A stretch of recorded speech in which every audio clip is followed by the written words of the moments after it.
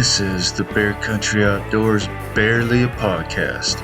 I'm your host, Doug Joyce, and with me is James Forsland and Chris Cantrell. Welcome back to the show. We'd like to, first off, thank everybody for watching the videos and for listening to the show. It's been a good time, and we're looking forward to having a lot of good and funny conversations with more to come. And James has an announcement that he would like to share with everybody, so go ahead, James. Yeah, so today we're going to do, I don't think we've done one yet, but we're going to do a giveaway. So if you guys watch this, at the end of this segment here, we're going to do a giveaway. And I can see the prizes over there, but I'm not going to show them till the end. So pay attention and watch. At the end, we'll announce what we're going to give away. You got to watch the whole episode. Is that the gig? Yeah, it is the gig. Yep. Yes. There'll be a quiz. Yep. There'll be a quiz. Oh, boy. And if you guys are watching this on YouTube, you will be able to see what the prizes are, but we'll also announce it at the end. How many fingers am I holding up right now? First quiz. For those of you listening, it's 2. No, it was a trick question. Yeah. It's 3. All right, so what do you guys want to start out with? So today we are going to talk about archery hunting versus a modern firearm or a muzzleloader. Muzzleloader in this state's always been it's really been old-timer, so not a lot of us have actually gone into that because we've mostly just been modern firearm or archery. And this next coming will be my 4th year of being into archery. Yeah. Like full time. And then we're just going to talk about the pros and cons, and then also the seasons and what benefits we get out of that, and just cool.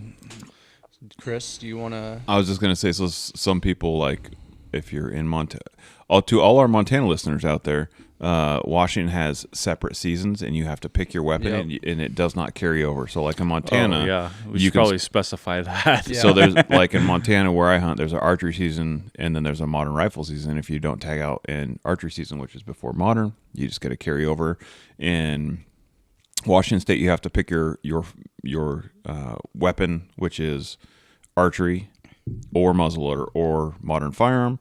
And then, depending on what you're hunting, like if you hunt elk, you have to pick east or west side of the state. So that will determine your season and what you're using. So, just a quick breakdown. Unless you do the special draws, which like if you do a multi-season for deer, which they have a lot of extra tags you can buy over the counter. It's usually August, I think. Once they run through all the people that had drawn it, and then those tags are sold, there's usually a handful, or not a handful, there's a ton of people that get drawn that don't actually purchase it. Yeah, there's always quite a few left over. At a certain point in time, the state just says, okay, these people didn't buy it, so now we're going to put all those excess tags up for sale. So if you put in for multi-season, you can buy it at that time, and usually, as long as you're on top of it, you can get it. Yeah. So, and that's something that we've been doing as of recently. Yeah. I mean, the multi-seasons hasn't been around that long. It's only been now, maybe 6-7 years, maybe. Has it been that long? Yeah, probably. I think so. So, I'm a big fan of it. I'm not a big fan of the money you have to spend to do it. Yeah. So that was my next. I was gonna look it up. That's the thing, because you can use it for any weapon you want. You just have to hunt with that weapon in that season. Right. So basically, you can hunt for however long the season is. What is it, like 3 months? Mm-hmm. Typically. Well, I mean, if you're an archery hunter, technically you could hunt all those seasons using archery equipment. I think you're right. I think you can hunt with the archery throughout all the seasons. But I mean, depending on what you prefer, I personally, if I'm in modern season and you can use a gun, dude, for sure. Yeah, it's a lot easier. It's kind of silly. Yeah. I mean, some people really just want to kill stuff with a bow, and that's fine. It's a completely different process, but if I can have a gun in my hand, I usually prefer it. Yeah. But I don't know. There's some pretty cool stuff about shooting stuff with archery too. It can be a little bit more fulfilling in some ways. there's definitely more of a thrill, I've noticed. I mean, you definitely get the buck fever. That's for sure. That's There's never more going to room go for for that, that away. Yeah. So we could start out, maybe let's just dive into the archery stuff first. And let's start it just seems like, we might as well, because we said, archery first anyway. Let's start talking about the early season archery, because you got early season and you got late season typically. Yeah, and then, we got to remember that bear hunting, it's any weapon year round, so that doesn't really affect the bear hunting. It's mainly, deer, elk, is it just those two, or what else is there? Yeah, those are two that have big like game their animals own over the seasons. counter. Early. I think elk, most units have an early season and a late season. Deer, they always, at least blacktail and whitetail have an early season and a late season, and then mule deer, there's some units like in the Sinlahican and a couple other northern units that have not as many though. Yeah, there's not very many units that have a late season. They all have early seasons, but if we start out just talking about the early season stuff, then we can jump into late season stuff and throw in some bear stuff in between. So typically, when I've hunted archery for deer, it's usually during the early season. Yeah. Although, like in the last decade, I would say, or probably 8 years, I've done some late season hunting. I mean, I know you have, and Chris has. I mean, Chris shot a buck late season. You shot a buck late season, same year. But typically, what I've found is the early season, it's hotter for one. For two, there's like little windows where you can actually have success. It's once those deer kind of get out of that summer pattern. Yeah, and they start getting a little bit more pressure to them. Yeah, a little bit more pressure. It seems like, especially mature bucks, usually turn nocturnal right after the first week of September. It seems like the deer always know. Yeah. It's like when fall comes, the Orange Army is about to get in the woods, Mm-hmm. And, I mean, it's different from area to area, but for like blacktails, it's usually like they'll be on that summer pattern and you might be able to get one pattern. And then as soon as the weather starts to turn, they go nocturnal. And then you're just like, crap. And then your next shot at them usually is like mid-October to late October when the pre-rut starts kicking in. Yeah, there's a couple days in there that you'll get random daytime visits. Mm-hmm. I've noticed. Yeah. But I've noticed that the best time to kill a blacktail, at least during early season, is like right off the bat if you get one on a summer pattern. And I've noticed like they'll come in usually later and later until they just go nocturnal. And then it's usually like, I'd say the second week of September is when it's like the deadline for getting a buck. And it's really hard too because you're losing the daylight too, the later on into the year. Mm-hmm. And it seems like that's just what it does. They're on like a time schedule. They're not even on like the light. And especially in a mature blacktail, it's like you don't get a lot of opportunities on them to begin with. Yeah, or they show up when you're not anticipating it. But like when me and Chris were sitting down here, like, hey, look, that buck's out there. Yep. Right now. Right. So, like, what about you, Chris? Have you done a lot of like early season archery stuff? Yeah, I've hunted. Sorry, it's late here, and my mother-in-law is calling. I'm gonna take my phone off the table. Sorry, I'll call her back. So I've hunted all the weapons, right? So my first elk I ever shot, I shot a bull with my muzzleloader. First deer I ever shot was with a rifle, but then like that same year you can get a second deer tag here for some of the islands, like in the San Juans, and I went and shot a deer with my bow, and I really enjoy that island hunt. It's a lot of fun. There's not a lot of public land to hunt, but once you can get it figured out, there's a bunch of deer out there, and they're not very big, but man, they're freaking tasty, super tasty. But I did that for a ton of years. Like I'd shoot 2 deer a year, every single year. Like you can almost always get that second deer tag. Yeah, always. Because it's a limited weapon, right? So you can't go out there with a rifle. Right. It was like shotgun or bow. I think you could take a muzzleloader out there too, but so you go out there and sneak around in the 8-foot tall ferns with your bow and shoot a little tiny deer, and they're delicious. And never like any sandwich deer. Oh yeah, 100%. And I was there 100% for meat too. Like I mean, the first buck I shot out there was like a unicorn. It literally had like one horn, and it was like, I mean, if you're watching, it was that big, a little nub. Oh my god, it was tiny. That's hilarious. But I definitely enjoy being able, like, if you get drawn for that multi-season tag, to be able to have the breathing room to like be picky, and honestly just be in the woods more. Well, yeah. What have we done? Me and you both waited until the last minute, right, Chris? Yeah, very last minute. Yeah, it's just fun being out there. You just don't want your hunt to be done either, you know. Yeah, right.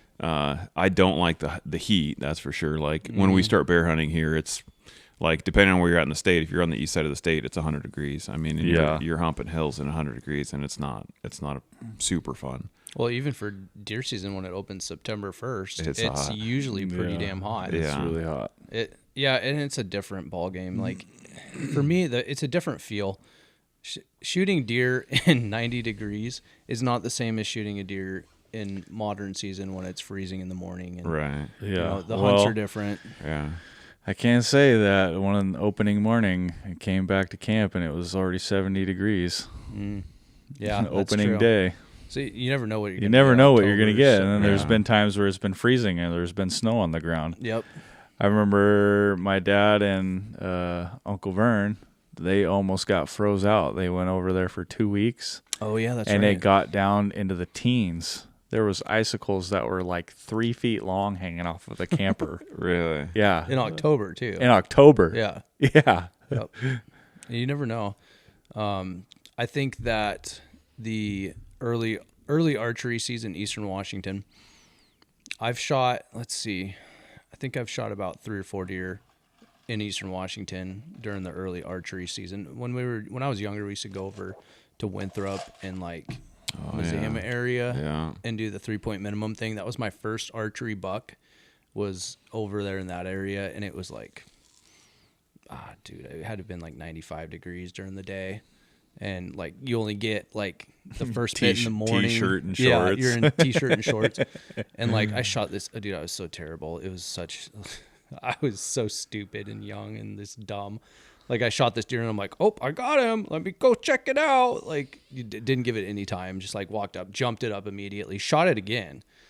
And then like was like, oh, that should do it. And then walk up again, jump it again, shot it again.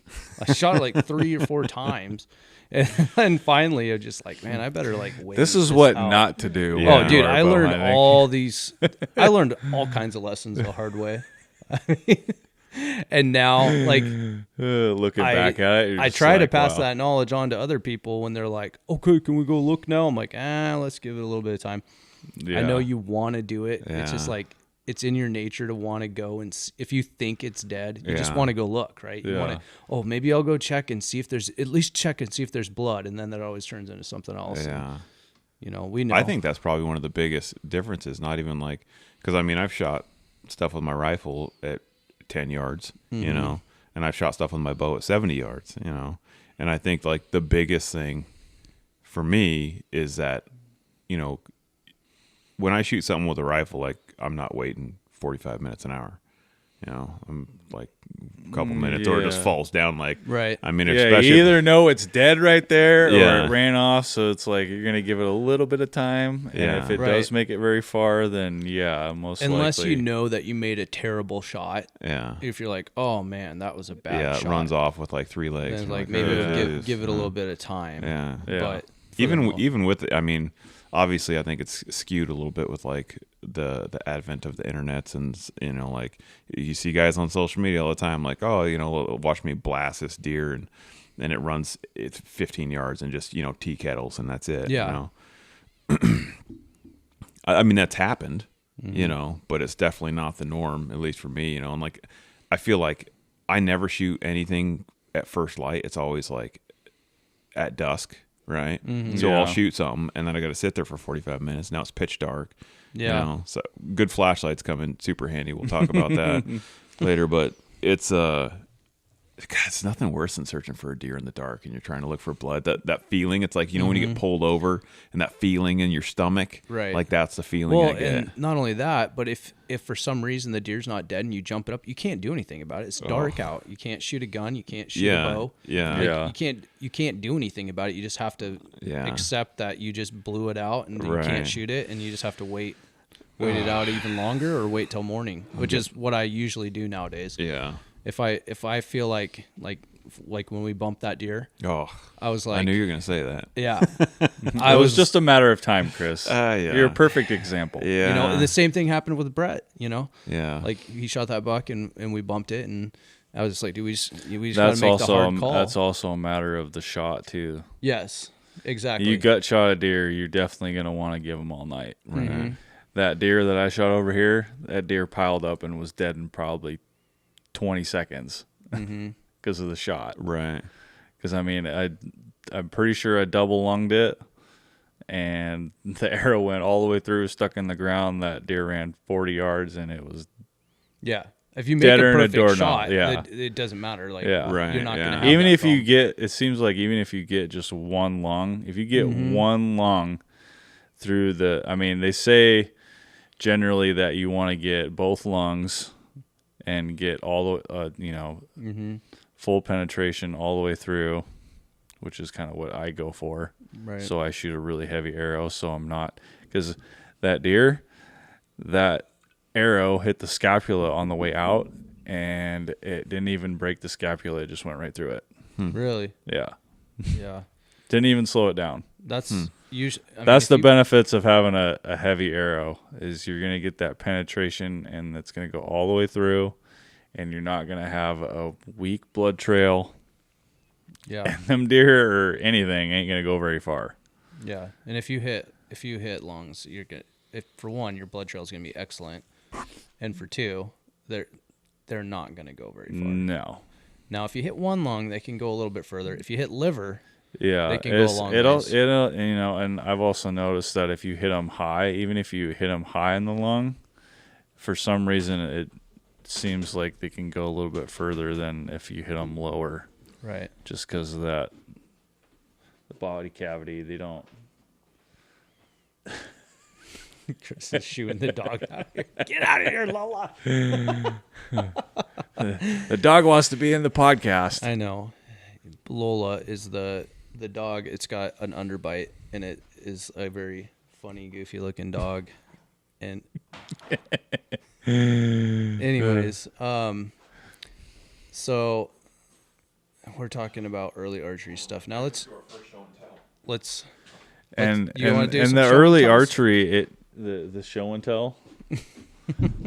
What'd you bring out for show and tell? Doug doesn't even know about this. He's in for a real treat, people. So we got an industry discount. Thank you very much to Mr. Iron Wills. Iron Will broadheads. Yeah. Oh yeah, those look pretty cool. So we paid our monies for these. By the way, they didn't just send us free stuff. But I'm super excited because I'm going to go on a bear hunt with these here in a couple months. And so I'm bringing them out for show and tell. Doug's our resident archery professional. Apparently, I'm a professional. There you go, Doug. I've only been doing it for so long. These are 2-blade. I have the smaller ones of these, Chris, and these are some bad broadheads. Full disclaimer: I haven't shot anything with these yet. I'm handing them out. Have you even shot one of them? No, I haven't. I'm gonna go hopefully shoot my father-in-law's trad bow on a bear hunt up in Alberta, and so these are like Montana Knife Company sharp, Jim. They're so nice. I see that. They're just like they're. I like how wide they are. So these are 2-blade. Yeah, these are the wide ones. Yeah, it's a big cutting diameter. What grain are these? 150. You got 150s? 150s. Good man. Yeah.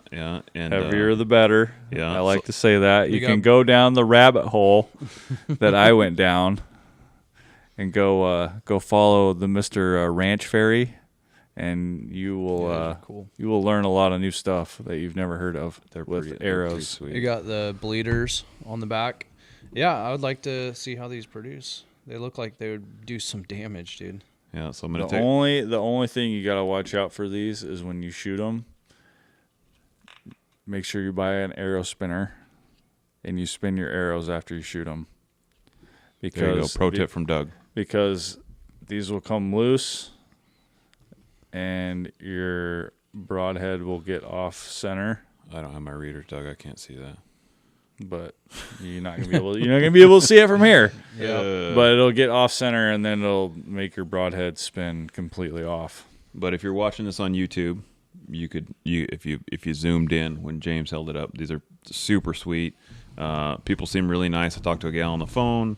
She kind of walked me through it. I have never shot anything with a trad bow, and I'm taking my father-in-law's trad bow up to Alberta to try and shoot a bear with it. So I'm super excited about that. So you guys will hear about that on a later podcast that's here in a couple months. That's going to be awesome. That's our first show and tell. Out of a ground blind, right? Yeah. Yeah. That's going to be fun. And what arrows are you using? Are we going to build some arrows, Chris? I was thinking about it. I got those Easton Axis, but I might go full hog. I might go out in the yard to start whittling on a stick. I don't know what I'm gonna do. We'll see. I'm playing it by ear, Doug. Yeah. Well, if anything, go heavy. Yeah. Yeah. Because most likely you're going to be close anyways. So the weight's not going to matter. And if you have that weight in that arrow, you're going to make sure that arrow goes damn near all the way through that bear when you hit it. And that ties us into our next show and tell. Viewers at home. So some of you know that I own a gun shop and I build long-range rifles. And if you're watching, you can see this. Oh, this is my D&D Absolute leather holster. It's sweet. Megalodon right there. So this is not a long-range rifle. Kind of is a little bit. It's a 454 Casull with an 8 3/8 inch barrel, and I shoot very heavy bullets out of these. I usually shoot like 300s, but I also shoot, like Doug was talking about weight. I shoot like between 210s and 230s, 230 gram bullets out of like my Ultra Mag, my 300 Ultra Mag. And we're not going to get too in depth with it, but like typically with the newer, like a G7 profile on a bullet has higher ballistic coefficient, flies through the air better. You have more downrange energy, and it's just better all around if you have enough powder to push it. But I'm not taking this to Canada because Trudeau sucks and he doesn't allow us to do anything fun up there. But hunting this year, I will have this and I will have my 10 millimeter, and we will give you guys a bunch of feedback on that as well. We'll do like some real life in the field testing, which would be a great gun to have with you. And that will be one of my new purchases here coming soon. Mm-hmm. It's a 454 Casull. That's probably going to happen. Yeah. Yeah. We should try it. TBD. We should just do a season where we're all gonna try to shoot a bear with a handgun. Might as well. Yeah. I've done it. My before. dad would be proud, Really? Jim. Well, not on purpose. I know. It was Your trying to dad eat would me. be proud. He'd be very proud. Yeah. We'll do it. We'll do an episode, and it'll just be handgun only bear hunting. That would be a hoot. That would be fun. I would totally do that. Yeah. Maybe one of us. We'll do it with like 3 different calibers. Oh yeah. Like 3 different calibers. Yeah, like I got the long slide 44. I got the long slide 10 mil. Yep. And then the 454. Do I just need to go out and get the Desert Eagle? I wish my dad would have never got rid of that. I know, dude. That would be a great. So, if you're listening, Jenna Waller from Skullbound TV, she shoots. Yeah, she shoots a Desert Eagle. I think it's a 429. Is I It's could be wrong, super but cool, I'm pretty custom. sure that it's a 429. But it Yeah. is a pretty sweet looking rig. Yeah, and she shot a couple bears with Handful that, I of believe. bears with that one of those. And it's it's a beautiful gun. Like it'd be cool to shoot one with a Desert Eagle, semi-auto. Let it rip, Tater Chip. Yeah. Let's do it. My You gotta dad get had your a really hands on nice one of one. He had a real Desert Eagle that was made in Israel. Yeah, I think he Dad. regrets that. Dad. Yeah. I know he regrets that. I talked about it with him. I talked about him all the time a about couple it. weeks ago. He brought it up, and it was like, man, he's like, I should have never sold that. Yeah, I'm like, yeah, you shouldn't have sold it. Don't ever sell your guns, guys. Yeah, don't sell guns. Don't ever do it. Unless you absolutely have to, because you can't live. And if you need to sell them cheap, come to the gun shop. Come to Cantrell Outdoors. Just cut you right off at the knees. That's awesome. Oh man.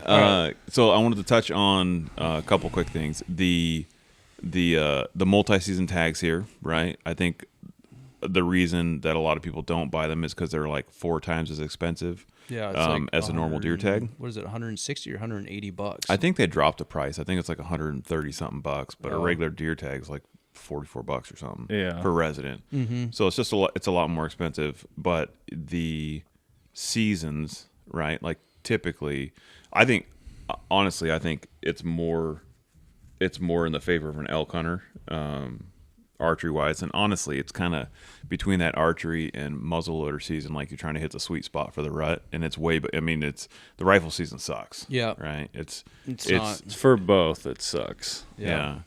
So I think that if you're trying to hit him in the rut and actually use some calls in Washington, which they're kind of call deaf, just because every guy's seen. The archery season definitely gets it a little bit on the better side. Yeah. Gets the better deal out of it. Yeah. It seems like. Yeah. A little bit longer season, more days to hunt too. I feel like archery, you're definitely going to have more opportunities at getting something, pretty much across the board. Mm-hmm. But obviously, the chances of getting a shot off and actually killing something can be a little bit more difficult. But you'll have more opportunities. You'll see more game usually. To see more game, it's just a matter of getting close enough. Exactly. That's what it comes down to. Unless you got that 100-yard. Yeah. Your dial sight. 100-yard rig. But oh gosh, dude, I would never shoot 100 yards even with a dial sight I think my max would be probably 70 yards is what I would be comfortable with. At an elk or a bear. I don't even think I would shoot that far at a deer. No, definitely not at a A deer. muley maybe. No, definitely not a whitetail. Yeah, and I don't even think I would shoot 70 yards at a deer. Maybe an elk. Because you got a much bigger kill zone. How far was that blacktail? This or that one that's mounted right there? How far do you think that shot was? 10 yards, probably. It was so close. It's so close. And by the time the arrow got to that deer, it had ducked like a couple inches at least. Yeah. Oh, well, yeah. Remember, because it kicked it threw back its, leg you know, out. when it through the elbow, and you hit the elbow instead of the and vitals. it deflected my arrow. Yeah. Mm-hmm. I mean, there's and it was a fast bow. I mean, super fast bow. Oh, you know? yeah. That buck was on alert, and he, like, the second that bow started to let that arrow go, dude, he started to move. Yeah. Well, another thing that I've noticed about archery is that the heavier you go with your arrows, the quieter your bow is. Really? Because the arrow takes a lot more of that energy. Mm-hmm. And I've noticed, especially when you get closer to 600 grains, which is a lot for a lot of people that are listening. Yeah. I don't think very many people are shooting that heavy of it. If you're getting an arrow from someone from a shop or from Cabela's or something like that, you're probably going to be in the 450 to 500 realm. Mm-hmm. And if you want to knock them dead, like I want to do, I don't mess around. Especially for elk and I'm bear. pushing 20% FOC in my arrows. So I got 680 grain arrows. Your bow is set to what, 80 pounds? Yeah. Which is ridiculous, by the way. I tried to pull it back at the beginning. It's a rocket launcher. And I was like, what is this bow set? Doug's like, 80 pounds? Why don't you pick that up? A little show and tell. Yeah, tell us about it. So Doug's new bow. You can't hear me. Yeah, get in front of your microphone there. Move my chair. This is why we need headsets like Joe Rogan. Here's my bow. Move my mic. So I got a PSE Levitate Dudley. This thing is awesome. This is the first one. The brand new one, right? This is the first one. The first They edition have a one. second one now. Yeah. They basically changed the limb pocket. They added the spacers. I'm not sure what else they did here because I haven't gotten my hands on one of them yet. I got a dialed Arxos sight on here, which I love this thing. I'll probably get one that's got the three pins. Yeah. I have this thing dialed up to 80-pound draw. I think it's 80% let off. I'm shooting 686 grain arrows with Annihilator broadheads, Serious Archery. So and they're doing about 250 feet per second. Absolute hammers, dude. Hammers. Yeah. And those Annihilators, they're kind of made to have like more of a shock to them because of the way that the broadheads are shaped. They push everything away kind of like a maul, so to speak. Mm-hmm. So there's zero resistance on the arrow behind it when it goes through. And then it's also creating that sucking type wound too when it goes through. It's that impact and that pressure of everything getting pushed away. So it gives a little bit of shock value. Like you're obviously it's not going to be the same as a rifle, but PSE Levitate, John Dudley doing awesome work. Yes, which we met John Dudley and talked to him multiple occasions down at the Total Archery Challenge. Good dude. In fact, he gave Brett one of his bows. His personal bow. Gave Brett one of his bows. Yep, his personal bow, which was pretty cool. Side note, that guy's looking great, by the way. You see him? Whew. He's been on the fitness. I think he went on the keto diet. Dude, he's doing whatever he's doing. It works out. You know what I'm saying? You. Strong work, John. Strong work. Yeah. So let's jump into like some modern stuff. Let's talk something about that we're a little bit more familiar so with. that's more that we my grew jam. up doing. Yeah. I've done a lot of archery hunting, but I've done way more modern hunting Oh, for sure. 100%. than anything else. The archery has kind of just been something like we want to hunt more of the season. So it's like, I'm going to get one. Right. So I can have that in my back pocket because I got some hunting notes. only a couple weekends out of the year is not that fun. We've jumped into archery more because we can get more time in the field. And there is, the seasons obviously can be better, especially for the rut, especially late season. I got some tips here. So rifle tips. This is what I had because I was on a plane ride for 6 hours from Florida last week. So I took time to actually make some notes time here. to think I about sat it. here. Yeah, I was like, well, what are some good tips for rifle? So everyone knows about the opening weekend, opening day rush. The old pumpkin patch. The Orange Army is out. And what can you do to maximize your success when you're dealing with that kind of stuff? And what I have here is typically the first couple days is obviously being out in the field for the first crack is usually what you like. That's probably one of your best bets for the first couple days is either you're the first guy to bump into the buck or you're the first guy to find the buck that you've seen pre-scouting or whatever. Mm-hmm. Right. Or you have a million other people in the woods and you just happen to have the bucks or a buck bumped to you. And I've had it happen pretty much every way you can think of. Like I've been the one to blow out bucks to other people and have them shoot it. Oh, yeah. And I've been the one to have other people blow out bucks to me. Mm-hmm. And I've also just stumbled into them first and shot them. And it's, being out opening weekend, even though it can be super frustrating, it can also be really good. Like my biggest buck, this buck right here, my show and tell.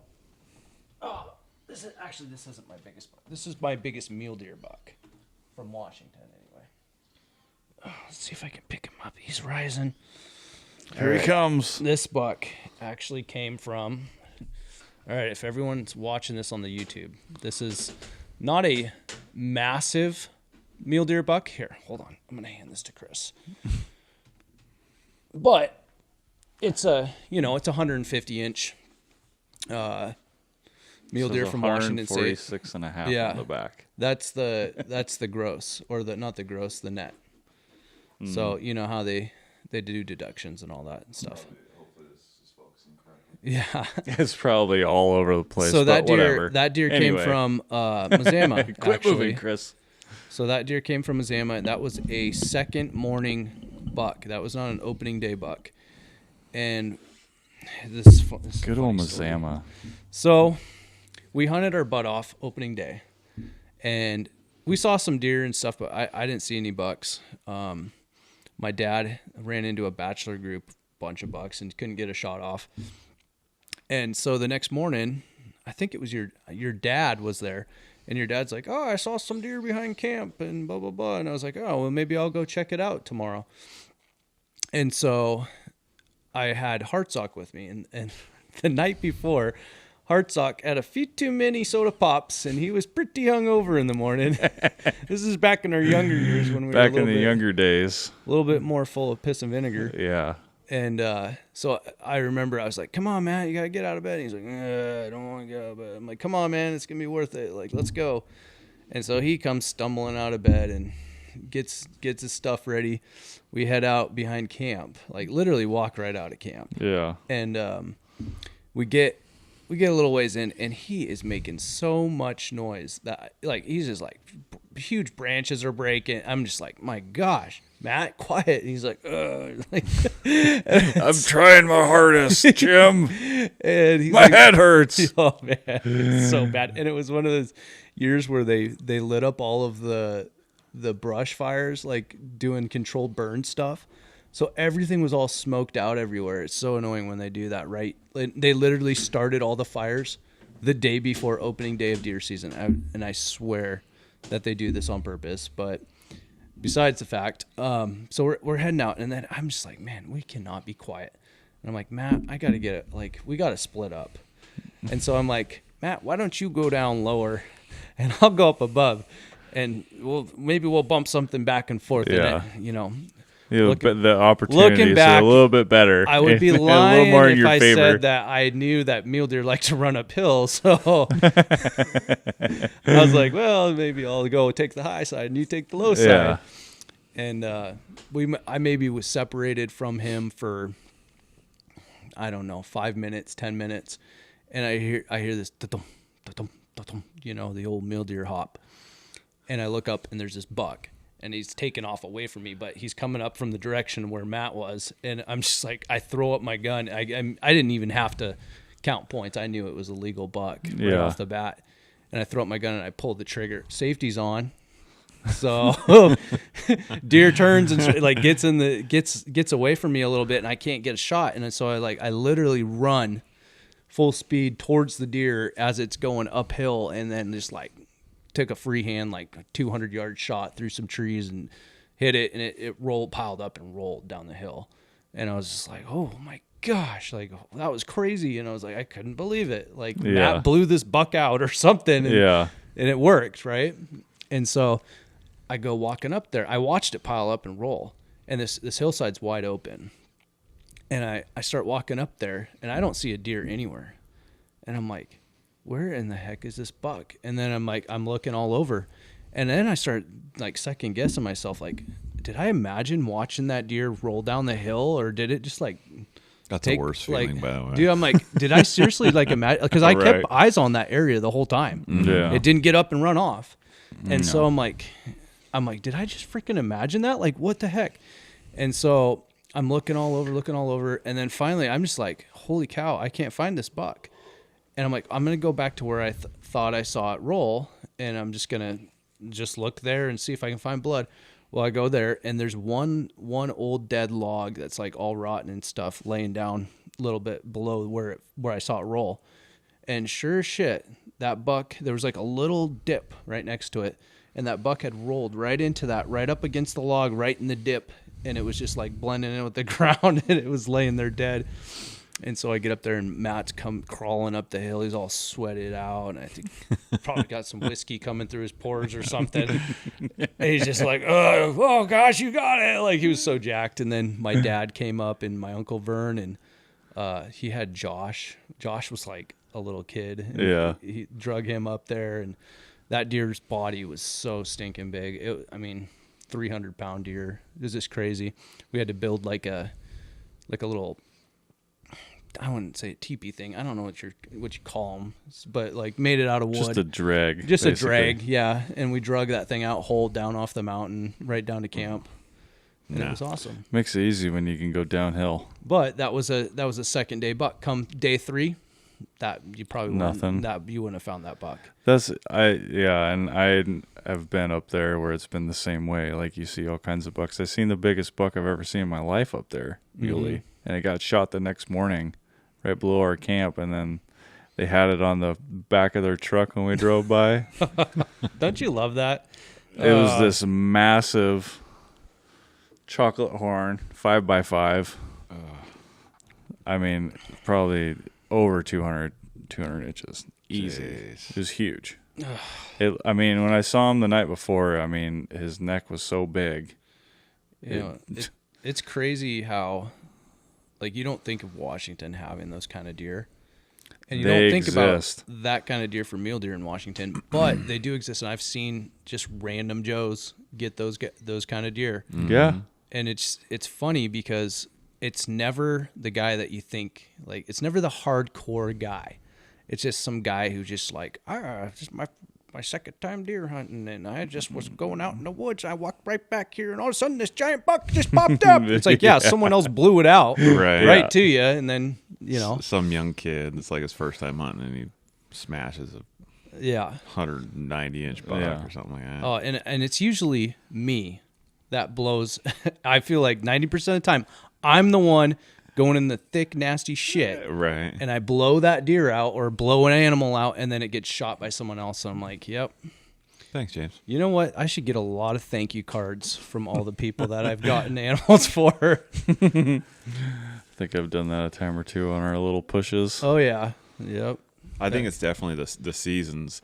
And we were talking about archery season and especially elk, like there's just, they're in the rut and there's a lot of movement and activity, but it's different.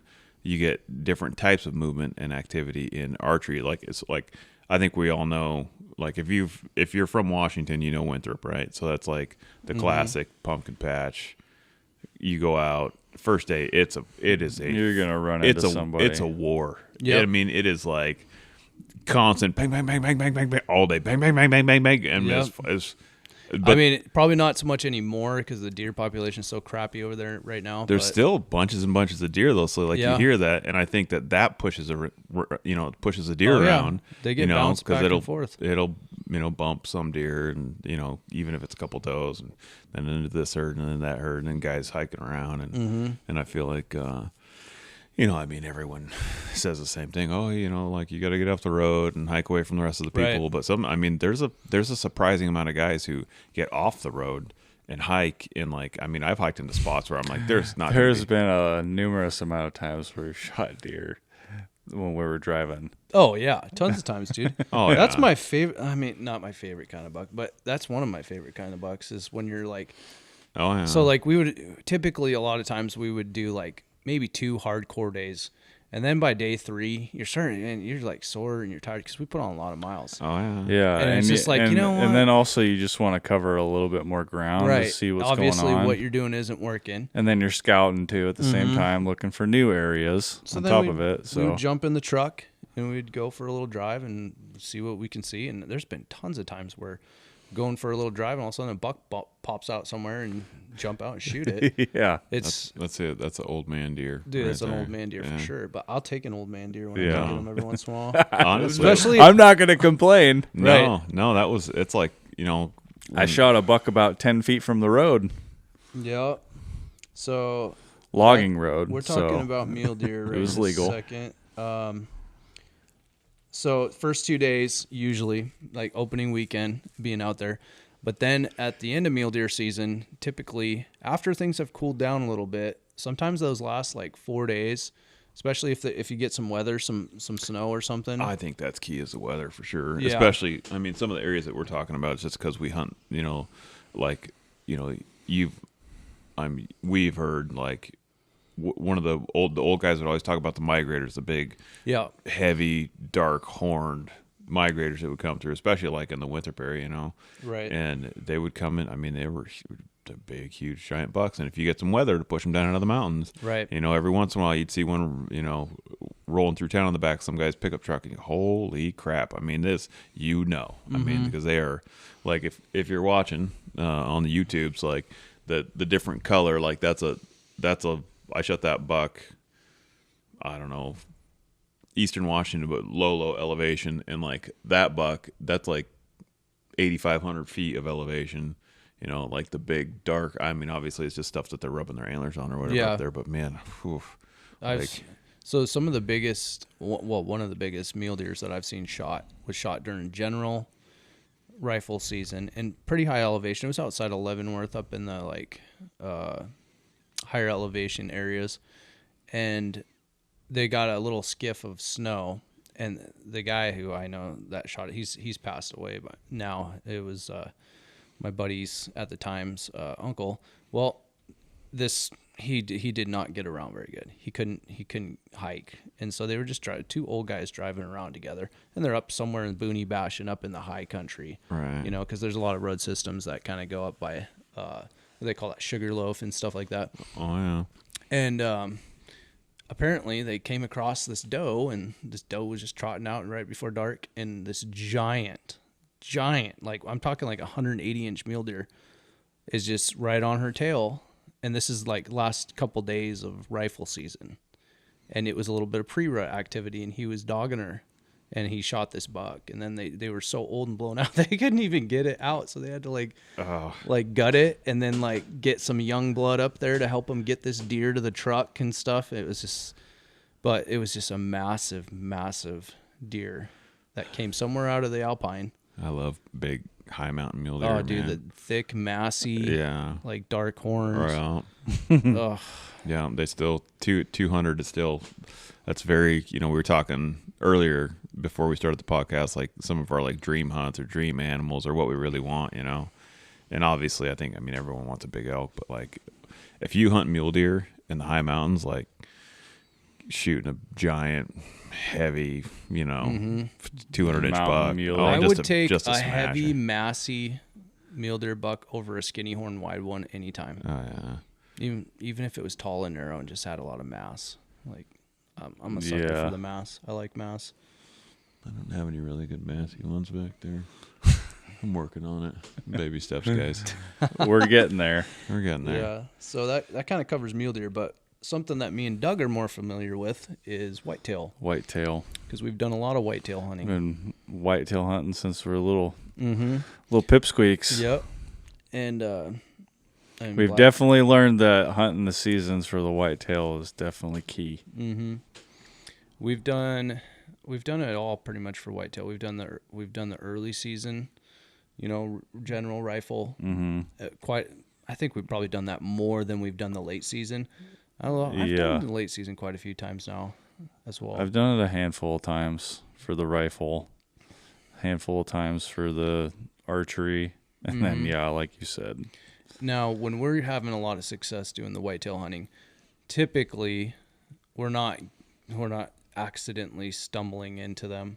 We're usually going in somewhere and getting a little deeper behind gated roads and not dealing with mass crowds of people. Exactly. We're getting into areas where these deer are comfortable and they're not blown out, because everyone who's hunted whitetails knows that once you blow them out, it's a lot harder to get back on them again. Especially the big mature bucks. Yeah. Once they disappear. Buck, they will go into hiding into the thickest, nastiest stuff, and they'll go nocturnal. And then the pushes. Yeah, and then it's time for the pushes. Oh man, the pushes. So we've had deer literally run around in circles behind us when we've been pushing them, and they'll stay there. So pushing, you got like this knob, and you got a handful of people that are on one side, and then you push up over the top of it, and literally have seen these deer run circles around the guys. Yep. Like pushing Whitetail them, and they won't come off. Smart. So just since we're on the topic of pushes, one story sticks in my head so much from a push. Down at old camp, on the high camp. Remember that lower knob that used to be down. That's what I'm talking about. Okay, same exact knob. Yeah. This is a different push though, because you weren't there this year. Yeah. But we used to love to push that knob because every time we did, deer would come off of it, and we'd like it seemed like it would never work because it's like they're whitetails and they're running away. So like the chances of getting a shot off are very low to begin with, and then it has to be a buck, So, but this one year, it was during late season. Oh no, it was the end of general season. We had a skiff of snow, and Vern was there, and I think little Vern and my dad and me and maybe David, and we're tracking this. We go down by that lower knob. And we see these big buck tracks, and they go up onto the knob. And Vern goes, I know how to get this deer out of here. You guys go on the end over and then one on the side, and then I'll just go do a push across there, and that buck will pop right out, And so, just like that. It's true. That's spot on, Vern. Yeah, exactly. Right? Yeah. So he make you do all the work so he could shoot the deer, right? I can't remember I think I did the original push. So I tracked the deer up and over, and I think he was on one side, and then my dad was on another side, and then my dad was, and Dave, my dad was up on this there was like a little skid road. Yeah. And then you could kind of see down into the end, and there's some jack pines on the end of the knob. Yeah. And he was supposed to be the shooter. That was the best bet, and then Vern was just trying to contain on the side in case it popped off. Yeah. And I tracked that buck all the way up and over the top of that knob, and never laid eyes on it, and I didn't hear any shots. And I get to the end, and Dad's there, and then Vern connects through, and he's like, I'm like, did you see the buck? I mean, its tracks go right down here, and Dad's like, no, I didn't see it, And I'm like, oh, okay. So we sit there, and we're talking about what we're going to do. Yeah. And we're eating lunch, and a little while goes by, and then I'm like, okay, well, I'll continue to track this buck. And you guys just like, Dad, you can go up ahead, and Vern, you go up here, and then I'll just blow through these jack pines and follow this buck, and maybe we'll pop him out somewhere. Yeah. And so they go off and start getting in their positions, and I get back on the tracks. And now, granted, we've been sitting there for about 30 minutes just blabbing, blah, blah, blah, and eating lunch and all that. Yeah. And I get maybe 10, 15 yards into the jack pines, and all of a sudden the tracks turn and start going like a diagonal across from us. And then I'm like, man, this is weird. And then it turns and goes back, like it's going back towards where we were just sitting. And I'm only about 15 yards from where we just sat and ate lunch. And then I look and I see a steaming pile of piss and shit. And I'm like, oh gosh, this is like, it was steaming in the snow. And I just like, remember, I look up and I'm looking exactly where we were just sitting and eating lunch. And that buck is standing there, and he gives me the look like, oh shit, I'm caught. Because he had snuck around, and he was going right back to the knob I just blew him out of. He sat there that entire time while we sat there and ate lunch and chit-chatted and listened and waited and was going to wait for us to leave. And he was going to go right back on that knob. There. And he did that. And I like start to throw up. It's like in slow motion. I start to throw my gun up as fast as I can. And the buck is doing that. I call it the whitetail death leap, where they just like do that lunging giant leap. And he's just boom, gone. I couldn't even get him in my scope. I think I like maybe got a flash of him in my scope, and that was it. And he was a giant buck, probably 160-inch whitetail. Oh. Just a massive buck. That other camp ended up killing him during late season. That buck right down there on the same knob, but he was a massive buck. But I've noticed that about the whitetail over there is you blow them out, and if they don't really understand or know what's going on, they just want to go right back, especially if they're in a spot where they want to be. Right. Because I had that same incident happen to me, like I told you guys before. This deer, they just came right back. Mm-hmm. Those whitetails are sneaky. Blacktails are kind of sneaky too. They do the same kind of stuff. Oh, yeah. Mule deer, they'll go across the county just like, I'm running away, and they'll just go off in a straight line in another direction in the next county. Yeah. That's why you see all the mule deer up on my wall. Yeah. Or they stand there too long. Oh, that's the kicker. Like they'll run off and they'll stop, and it doesn't. They're always going to stop, Yes. and so They always stop. and I'm going to get them. Well, whitetails are the same too. They'll run about 50 yards and then they'll stop and look. not the big bucks. Not very often.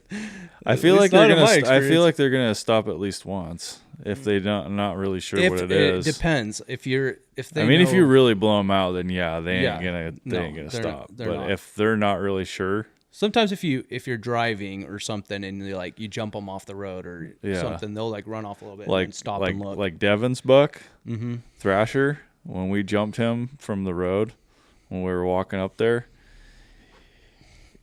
He got up and he took about 5 jumps up the side of that hill up there, and that stuff's steep. Yeah. And he got probably 50 yards up the hill and stopped broadside. Did you give him anything to stop him, or give him a little meh? Probably. Yeah.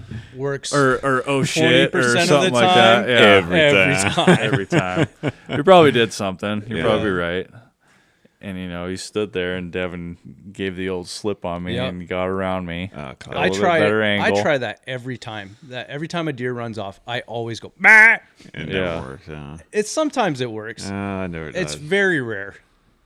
Mule deer, they're just you can yell at just about anything at them. You say, hey! And they'll just be like, huh? Whitetails, you go, hey! And they're just going to jump into the next county. But I'm a big fan of having, not necessarily when I deer hunt, but there's been multiple times where I've stopped elk with a little cow call or something, and been able to, put a old lead pill in them or slip an arrow in, or there was a trip we were archery hunting in Eastern Washington, and I shot a cow elk, or I shot a buck during the day, like midday, and went back to camp, hung it up, went back out, and a bunch of elk that cruising with the old dude, and a bunch of elk run across. I'm like, oh crap! And we get out, and just one little cow call. And then this cow just locks it up. Nice. I do the army roll out of the car, sneak across the front of send one across the front of the headlights, type of deal. And I was shocked. She just stood there and just stared. I mean, we're in the road it was like an old skidder road or whatever, but still there was a truck there. Yeah. And cow calling, she just stopped. Elk they'll stop. Yeah. Especially if a cow thinks that there's a chance it's another elk. I don't know why they would stop for a truck though. I don't know, dude. I was just like, oh my gosh, she's standing there. Sometimes it's better to be lucky than good. 44 yards, full send. There you go. Yep. Got her. But back to rifle hunting. So Chris, you've done a lot of Montana.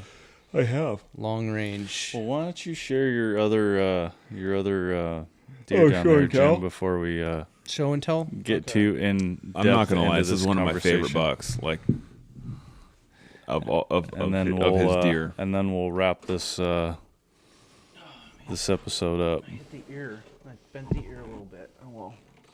Let's bend that back here real quick. I don't think that's taxidermy friendly.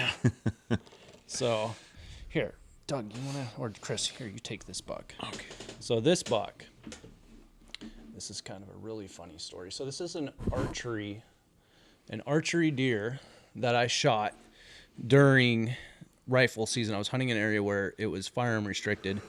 So you cannot use firearms in certain areas, and so I had to use a bow. Well, I had this deer pattern chased that buck for almost 2 years. And I think you're plenty close, Chris. So, as you can see, if you guys are looking at this video, this buck has this little scraggly, weird horn on one side, and then just a massive 3-point with an eye guard on the other side. And this is a blacktail. This is a coastal blacktail. And the funny thing is I shot a deer that was kind of like that too. You did? Yeah, it had that scraggly on the one side, and it had a full, and it can happen. Sometimes it can be genetic. This is not genetic. This deer did something to it because the year prior, he was a giant 3x3 that had a symmetrical side, and we couldn't kill him. We tried. Me and my dad both went after him, and we just couldn't make it happen, and he slipped through the season, and then he showed back up again the next year, and I go, okay, I'm gonna kill this buck. Well, I had gone, so we're sitting ground blinds and putting bait out, which you can do, if you're watching and you're like, oh, you can't bait deer in Washington, you can, but there's limitations on it. You can only put out up to 10 gallons, I think, 2 5-gallon buckets at a time. Yeah. So we'll put out apples or corn. Someone actually asked me about what to bait blacktail with. Blacktail like corn, and they like apples. Whole corn. But yes, whole corn, not crack corn. They love the apples. Apples are like drugs to deer. They love apples. Yeah, there's no doubt So anyways, about that. I had a blind set up. I had this deer. It wasn't coming in consistently during daylight, but every once in a while he would show up. So I'd go out and sit the blind. And I remember I would always leave the blind a little bit before dark because I didn't want to have deer coming in right at dark and then blow them off and then have them not want to come back. Yeah. So I would usually take off, 15, 20 minutes before shooting light was over to go back to the truck. So I remember I was sitting there and like some does came in and then they left and nothing came in before. And I go, okay, I better get out of here before it gets too dark. And then all of these deer are going to come in right after the sun goes down and I don't want to blow them out. Yeah. So I start walking back to the truck and I get, I usually park, a little ways away, but not too far because I don't like to walk that far to a blind. And I get almost to my truck and all of a sudden I see this deer standing there and it's that buck and he's standing in front of my truck, like literally in front of my truck. And I'm just like, okay, I hit him with the range. He was like 40 yards. And I'm like, I can make that shot. And I'm like, but if I miss, I'm going to hit my truck right through the radiator, dude. And I didn't care. I was like, that's him. And so I shot him and he ran out from the clear cut and piled up. And I was just like, I was so jacked. And it was just one of those dumb luck moments, like he was coming out of his, he had already gone through his stage of being out of his summer phase pattern. And he was pretty much like almost nocturnal, but you got that little window, and he was going to come in and sneak in. And so it would have been too late. It would have been too late. By the time he got over to where my blind was, it would have been dark. Yeah. And that's why I didn't want to stay there till dark, because if he comes in at dark and I blow him out, I'm not going to get another shot on him. No. Pro tip right there. Yeah. So that was the first day that I put out scent too. I usually wait. This is another thing I do for blacktails. This is very important. When you start getting that very first rut activity in October for blacktails, is usually I will wait until that first rut activity where I start seeing like pictures of bucks chasing does or bucks sparring or something like that on camera. And then once they start that pre-rut and they start doing any rut activity, that's when I usually start doing scent. And I'll put a doe and heat scent out. So that was the first night that I put doe and heat scent. And I don't know if that's what made him come in a little bit earlier, but it sure seems to help sometimes, especially when the rut really starts to kick in. Yeah. So I noticed that the first time I did that. Well, you've killed a lot more blacktail than me, so I think that's a good pro tip right there. Mm-hmm. Yeah. Yeah, scent does work, especially tough. in the rut. Yeah. It is so hard. They're so hard. To kill a mature blacktail is like, I think it's the hardest. You almost got to sit there every single day. Mm-hmm. And you I have did. to put it on You have to the do wall. it. Yeah, and you did. I did. Yeah. We've spent a lot of time sitting in ground blinds. I did not work. We've sat in ground blinds for an entire day, waiting for a buck. After day. Yep. Mm-hmm. After day. Yeah. And then eventually, usually something will happen, But, yeah. Well, we got a little something, Yeah, so to wrap this up, yeah. what do you got for us, Jim? Okay. Let me get up out of my chair here. And before he grabs that, we have some very generous sponsors who put up with our nonsense and shenanigans and help us out with certain things like this. One is Black Rifle Coffee. Another is Montana Knife Company, and then the folks over at Loophole. And we use all of their products. We personally And we love them all. We love them. We purchase them. We invest in their companies. We either, use or sell their products, or even buy their stock, or this is not This is not something that like Right. oh they sent us a free bag of coffee, so we're giving them a shout out. Yeah. That's not how it works. That's not No. how it works.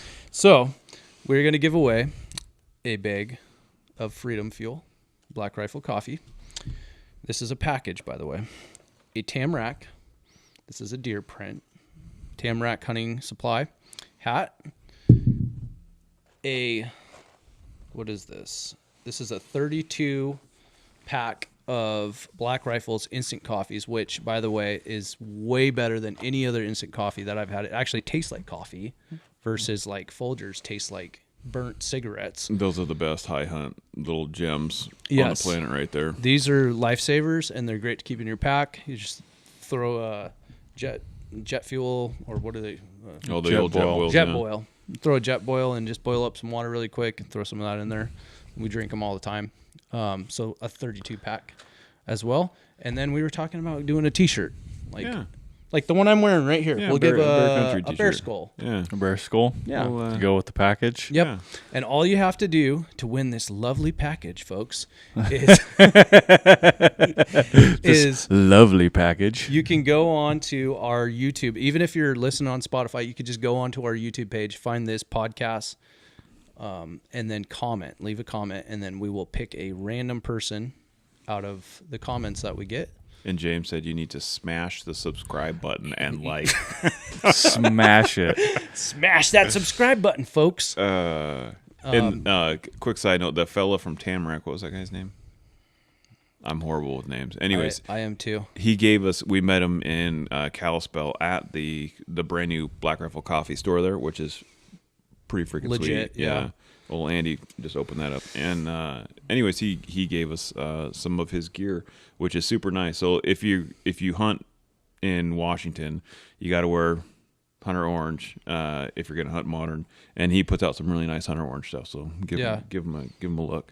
Yep, for sure. He puts out the it's like a camo pattern orange, but it's not just black. Like it's got some gray and different stuff in there. It really helps break stuff up.